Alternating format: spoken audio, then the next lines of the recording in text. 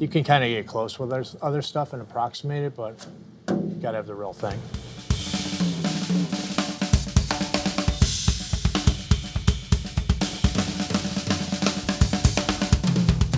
I tried to play other drums with this band, and it just never sounded right. I mean, it's always like, this is such a big part of the Pumpkin sound. I mean, all of the drums on Bullet, I mean.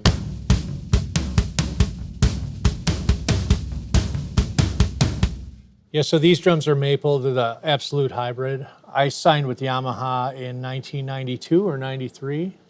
And that's the sound you hear on all the Pumpkin records. So when this tour and recording opportunity came together, I really, in my heart, wanted to go back to Yamaha, but was kind of afraid to ask, and they welcomed me back in the best possible way. So this is kind of a unique configuration. It's 14, 10, 12, 16, 18, and a 22 by 14-inch bass drum.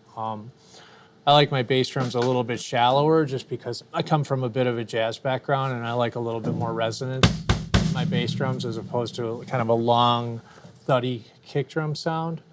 And then I'm using their aluminum 6.5 by 14 snare.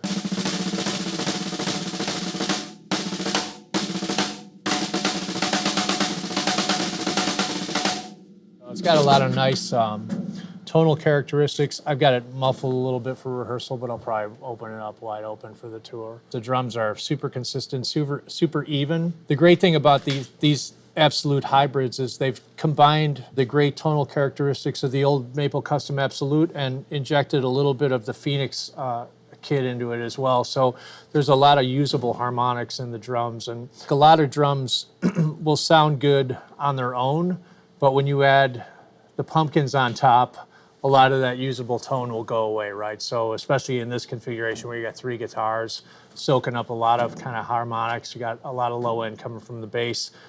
These drums, you know, just cut right through that stuff and are super articulate. And you can hear even on the new recordings like Solara how much the drums totally cut through.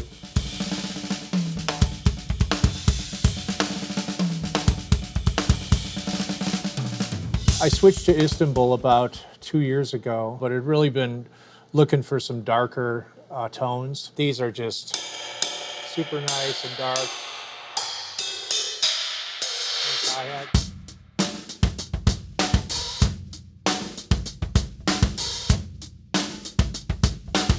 Kind of a 70s hi-hat sound, but a little bit more slush for songs like Hummer.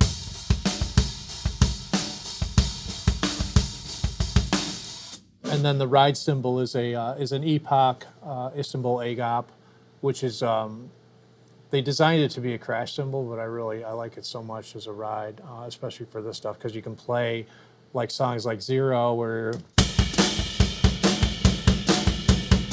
you can play stuff like you know, the end of Hummer.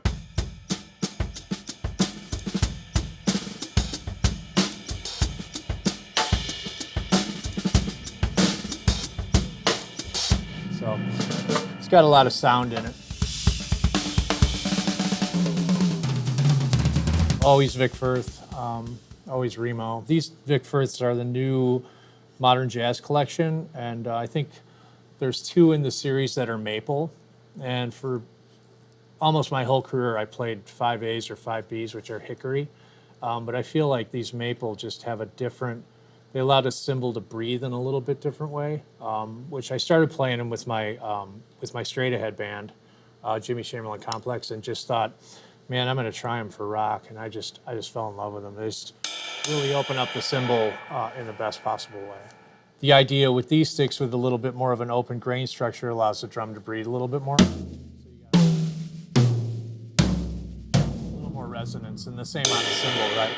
The idea is just to not kind of power through the sound, is kind of let the sound explode, right? And the more freedom that the instrument has to resonate post the striking, the more pure that tone is.